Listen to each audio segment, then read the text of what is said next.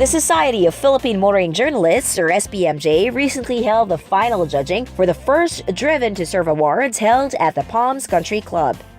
A total of 19 entries submitted by 14 auto manufacturers and importers were divided into 4 categories, namely education and training, environment, community development, and road safety. SPMJ has invited 6 notable and distinguished personalities from business, academe, and the religious sector to form the panel of judges.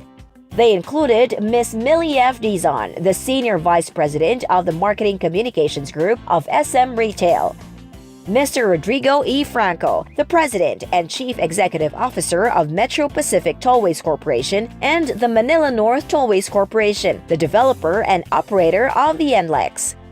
Mr. EDGARDO GAPUZ LACSON is the chairman of the Employers Confederation of the Philippines, an umbrella organization that serves as a single voice for the business community on important national issues related to employment, industrial relations, labor issues, and related social policies. Mr. Sergio Ortiz Luis Jr. is the honorary chairman and treasurer of the Philippine Chamber of Commerce and Industry. He is also the Honorary Consul General of the Consulate of Romania in the Philippines. Dr. Cristina D. Padolina is the President and Chief Academic Officer of Centro Escolar University and the first Chancellor of the UP Open University and Commissioner of the Commission on Higher Education. Monsignor Pedro C. Quitorio is the president of Areopagus Communications, a media organization that aims to provide an alternative perspective by retelling news and feature stories through the eyes of the teachings of the Catholic Church, with particular partiality for the common good and uplifting the lives of the poor. It is a completely different industry for where I come from, so I learned a lot. And I learned that the automotive industry was doing a lot for CSR projects. And so diverse, environment, for road safety, community development, and education. And these are the same projects that a lot of companies go into. But I like the way that some really focused on special communities to make their projects really impacted in them. And I also like the way that many of them did it quietly.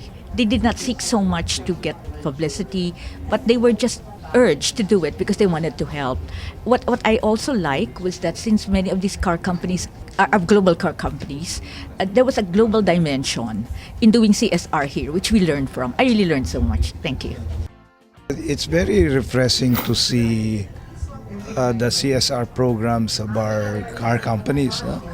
I understand this is the first time that we are having this award program for the CSR activities. It's a very laudable program in the sense that it encourages our car companies to consider the welfare of their customers, consider the welfare of our nation, and also the welfare of our environment as part of their business operations in the Philippines. And we were surprised to see very good programs. And these programs had been implemented for some time. We probably are not noticing these programs. And that's what makes this more remarkable, that these companies are doing worthwhile activities, corporate social responsibility activities, not merely for publicity or PR purposes, but because these are inherently good programs, and that's what makes this the entries that we saw more laudable. I am happily surprised to find out that for the first time I heard that there were CSR that is being done by the car companies. I have not heard of anything like it before. So I was surprised that a lot of them has, and good projects too. And since this is the first competition or contest, I hope that the result of this will encourage the others to further increase their CSR and for others to join also this competition. Well, I was really impressed with the kind of CSR projects that our car companies have. Actually, I didn't realize that they had so many projects and of different types. So I'm very glad that I was invited to be one of the judges. I learned a lot from this experience. This is very beautiful. I did not expect this to be like this, and I realized this is the first time. You know, it is time for us to realize that even corporations such as these do have a big social responsibility. If we can ask others to do the same, this is going to help a lot of people. We are longing for change. I think ito malaki.